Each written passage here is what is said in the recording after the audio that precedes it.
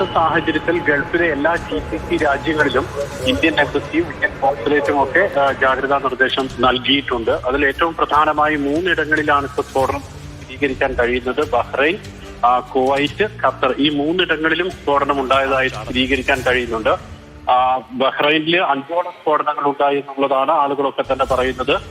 ബഹ്റൈനിലെ Juffair എന്ന് പറയുന്ന സ്ഥലത്ത് സ്ഫോടനമാണ് നമുക്ക് സ്ഥിരീകരിക്കാൻ കഴിയുന്നത്. ഭാഗത്താണ് അമേരിക്കയുടെ സൈനിക ക്യാമ്പ് ഉള്ളത്. ആ ഒരു ഭാഗത്തു നിന്ന് സ്ഫോടന ശബ്ദം കേട്ടതായിട്ട് ആളുകൾ പറയുന്നുണ്ട്. അവിടെ പുക വരുന്നതിനൊക്കെ കാണുന്നതായിട്ടും ആളുകൾ സ്ഥിരീകരിക്കുന്നുണ്ട്. അതേപോലെ തന്നെ കുവൈറ്റിലും സ്ഫോടനം ഉണ്ടായതായി റിപ്പോർട്ടുണ്ട്. മലയാളികളൊക്കെ തന്നെ വലിയ ശബ്ദം കേട്ടതായി നമ്മളോട് പറയുകയും സ്ഥിരീകരിക്കുകയും ചെയ്യുന്നുണ്ട്.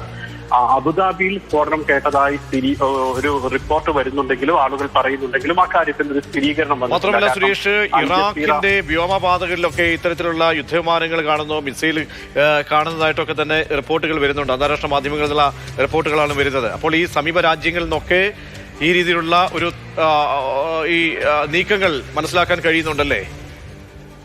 നേരത്തെ തന്നെ ഇറാൻ ഇക്കാര്യത്തിൽ മുന്നറിയിപ്പ് നൽകിയിരുന്നതായിരുന്നു. തങ്ങൾക്ക് നേരെ ഏതെങ്കിലും വിധത്തിലൊരു ആക്രമണം അമേരിക്കയുടെ ഭാഗത്തു നിന്നും ഉണ്ടായാൽ വളരെ ശക്തമായിട്ടുള്ള തിരിച്ചടി മിഡിൽ ഈസ്റ്റ് സൈനിക ക്യാമ്പുകളിൽ നൽകും എന്ന് ഇറാൻ നേരത്തെ തന്നെ മുന്നറിയിപ്പ് നൽകിയിരുന്നതാണ്. അതിനുവേണ്ടി ഇറാൻ പൂർണ്ണമായും സജ്ജമാക്കുകയും അതോടൊപ്പം തന്നെ ഹോർമൂസ് കടലിടുക്ക് അടക്കമുള്ള സ്ഥലങ്ങളിൽ ഇറാൻ പലതവണ പരീക്ഷണങ്ങൾ നടത്തുകയും ഒക്കെ ചെയ്തിരുന്നു.